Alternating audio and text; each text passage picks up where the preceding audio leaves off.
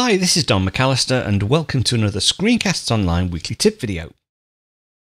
We've already covered the new control center in part 1 of our extensive coverage of iOS 11 over on ScreenCastsOnline.com. So in this week's tip video, I wanted to take a look at the new Apple TV remote built into iOS 11 Control Center. As I demonstrated in episode 665, we can now get to the control center by swiping up from the bottom of the screen.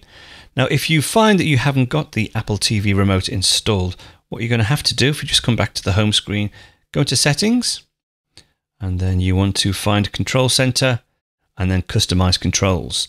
The top section are the controls currently included in Control Center, but down here we have more controls, and there we see Apple TV remote. So if I just tap the plus, that's now added to the Include section.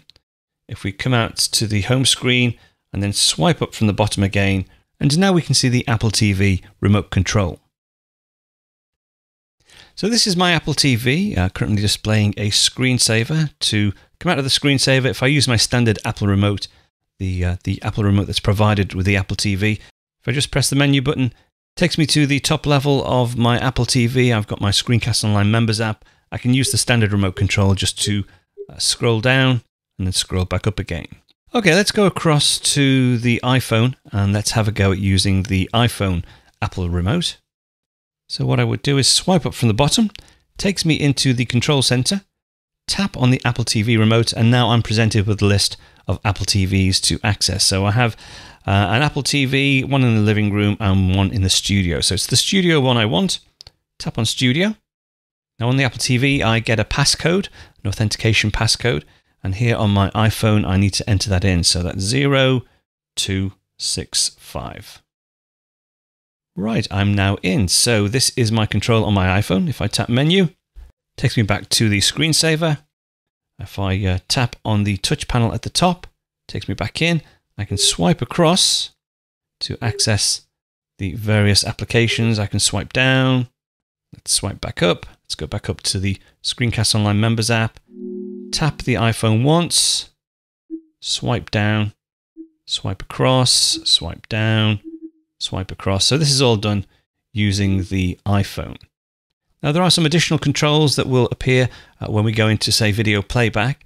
So if I select the alternative email clients for Mac show, I'll just tap on the main panel on the Apple TV remote. I'll tap again to watch. Okay, I can resume playing or start from beginning. I'll just swipe down to start from beginning, and then again we'll just hit play.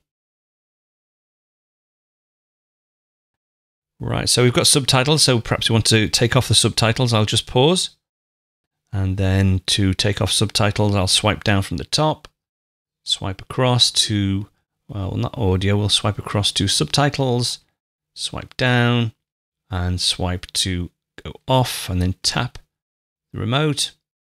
Okay, now you can see I've also got some additional controls to skip forwards 10 seconds at a time, and also to skip back 10 seconds at a time, and then play.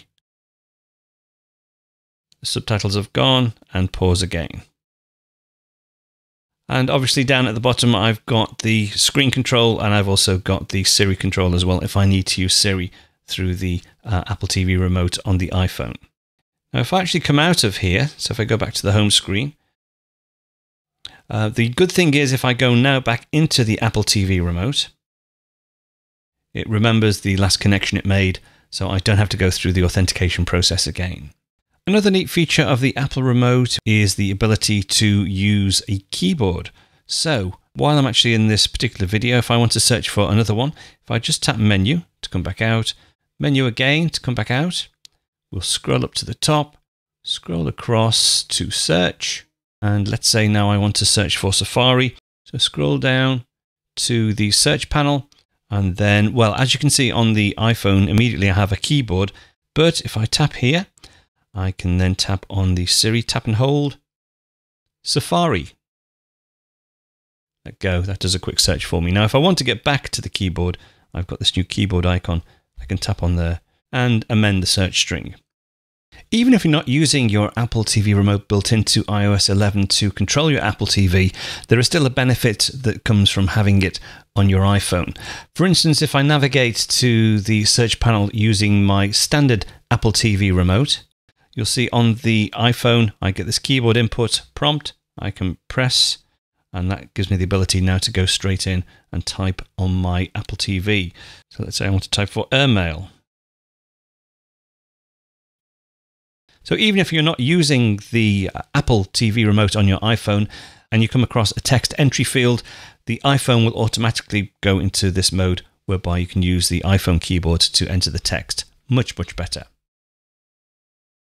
If you want to learn more about using your Apple devices, there are over 700 full video tutorials available to ScreenCastsOnline members, covering all aspects of the Mac, iPhone, iPad, Apple Watch, and even the Apple TV.